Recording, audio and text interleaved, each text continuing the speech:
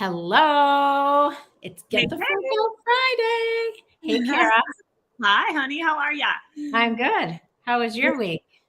It was good. It was okay. I'm not going to say it was good because my back went out or something happened. So it was a challenging week because we talked about self-care in your morning ritual last Friday, and you guys should check it out. It was really awesome. But what I could do was my journaling in the morning and taking time for myself. And I felt I had to just take some time for myself. So that was my week. How about yours?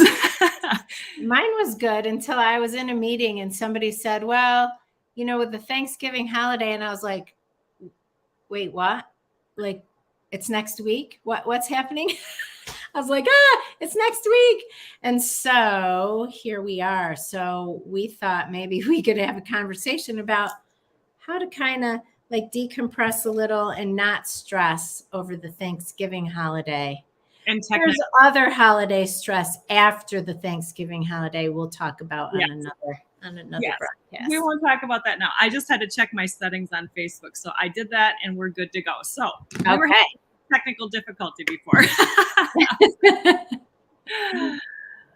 All right. Well, so anyways, as we said, next Thursday, Thanksgiving. If you didn't know that, surprise, it's here. I feel like it's the same time every year, but every year I'm like, what? It's next week? Like I didn't know. And life gets in the way. So, it gets me thinking this time of year, like, what are some things that I can do to help myself not be as stressed, not be, maybe you're hosting for Thanksgiving. Maybe you're not. Maybe you have family coming in. Maybe you don't. But either way, whether you're going somewhere or whether you're hosting, there still are stresses that come with it. So one of the things that I do to help myself, because I am hosting, is to do as many things ahead of time as I can. If there's any prep work or anything that can be done ahead, I try to do that. In fact, I actually cook 2 turkeys. I know, because instead of having one giant one, I cook one the day before. Good idea. I carve it, and then I put the remains in a pot for soup, right? And I carve it and I put it in the fridge. And then the morning of Thanksgiving, I put it like in the warming drawer. Because you know how you get that turkey out and everyone's hungry and you got to carve and there's mess everywhere. So that is one of the things that I do. So any prep that you can do ahead of time is helpful. Definitely. What do you have a tip that you?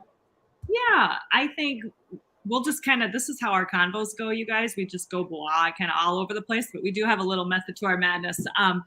Something I like to do is, overwhelm to me is a little thing that happens, being around a lot of people sometimes, or if something's happened or if certain people trigger you, I don't know. It's just a lot, right? A lot of people sometimes is too much. So I really implore you to just take time for yourself, and like if you need to step outside or go to the bathroom 10 times, go and do your breathing and just, take your time to just calm your own nerves, because I think as we get going in the day and crazy busy, we're not even present. And here's our family, right in front of us. And sometimes we're so busy, we're not even present.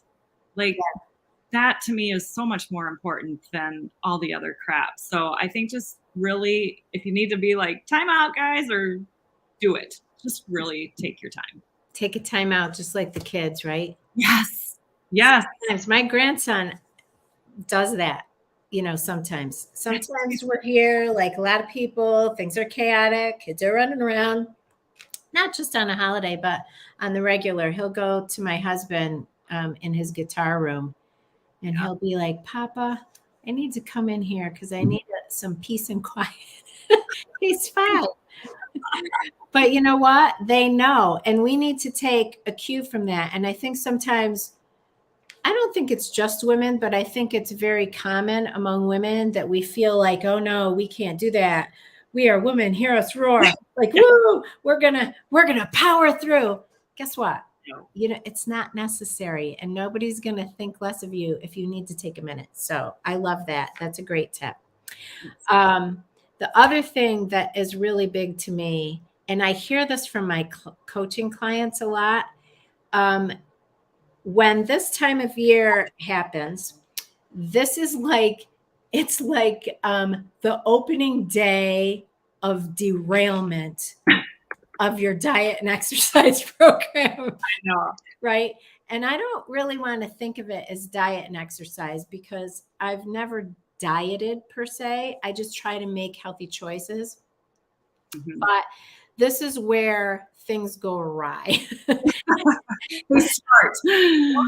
About you, but yeah, sometimes. Oh, hey, is it Carrie? Yeah. Hey, Carrie. Sometimes things go awry here, and then I start to think, oh my gosh, well, whatever. I'm just going to get through the holiday season, right? And the one day of eating stuff that I don't normally eat, or overeating, or having too much dessert, the one day of that turns into multiple days. Yes. And then January comes and you're making these resolutions because you're like, I don't know what just happened. Where did that hot minute go? So just kind of be mindful that that's what happens. And there are things that you can do to kind of mitigate those reactions to that. And one is to kind of keep on, we did talk about morning routine last week. And if the more you can stick to your normal routine, the better. Now, I know if you're hosting and you're cooking and I know how it is for me. And sometimes I will like not eat at all because I'm cooking and I'm busy and you're just putting it off. I'll do that in a minute. I'll do that in a minute. And then pretty soon dinner's here. Yeah. And then you don't even feel good because you haven't eaten. And then you eat a whole bunch of stuff and now you really feel terrible. So try to give yourself a minute in the morning to have a breakfast or eat some healthy things. Have maybe ahead of time, prep some healthy snacks, have them available for you that you can grab easily and quickly so that you're not ravenous when the meal comes and you don't eat 40 pounds of turkey and 3 pounds of stuffing and, whatever. The pumpkin pie too, Yes, right. You want to enjoy, but you can enjoy all of those things and not go overboard, and keep that in mind and know that it is a holiday season, as they say. And as soon as Thanksgiving is done, it's like this switch is flipped and boom, the Christmas season is on. And yeah, you can easily lose track of your health goals. So whatever you do, like I drink a green juice every morning, a green juice protein smoothie, I need to stay on that track. So if you do that kind of stuff, you take supplements, you eat whatever, do that so that you're not off the rails. Yes. And feeling terrible the next day. You have a food hangover. Speaking of hangovers. I'll touch on a little bit. If anybody's trying to be alcohol free or on your journey, I am an alcohol free coach. And even if you just want to start eliminating it or reducing it, or maybe this isn't a thing for you, it's okay. But maybe you have people coming to your place that might not want an alcohol beverage. Like, be kind to be observant of that.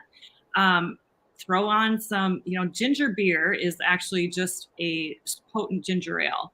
It's really good with club soda and lime.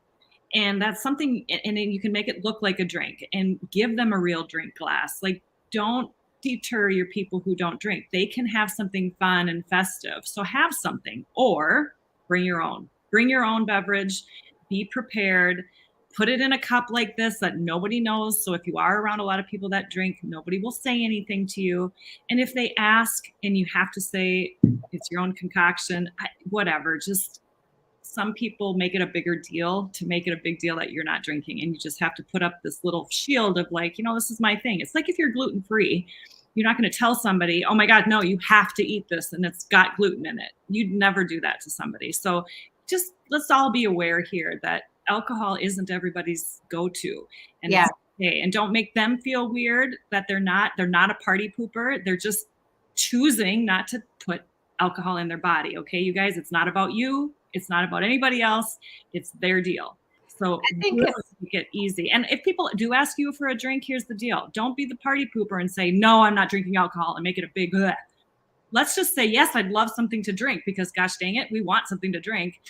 I'll have a club soda with lime, or I'll have a Diet Coke, or I have something I brought. But do say, yes, I would like something. I really think that is just a great tip for anywhere you go, even at the bar, to say, yes, I'd like something to drink. And I have a really cool webinar I did on Wednesday. You guys can watch the replay. I have 2 really awesome mocktail recipes. It's like a punch and some other tips on there. So you just go to karamens.com/webinar, and you can sign up for the replay. It's just a 40-minute quick webinar. I think you'll love it. So check that out. the recipes, that just makes me think of something.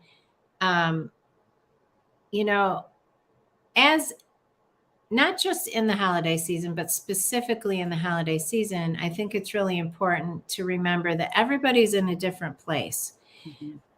Whether somebody drinks or they don't drink, whether they eat this kind of food or they don't eat this kind of food. Some people love to be around lots of people.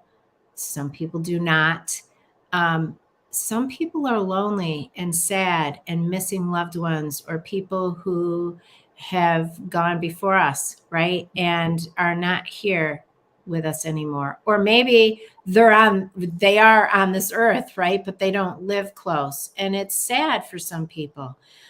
Just be mindful that everyone's in a different place, and try to be less judgy about where people are or what they're doing. And remember that what you do is nobody's business but your own.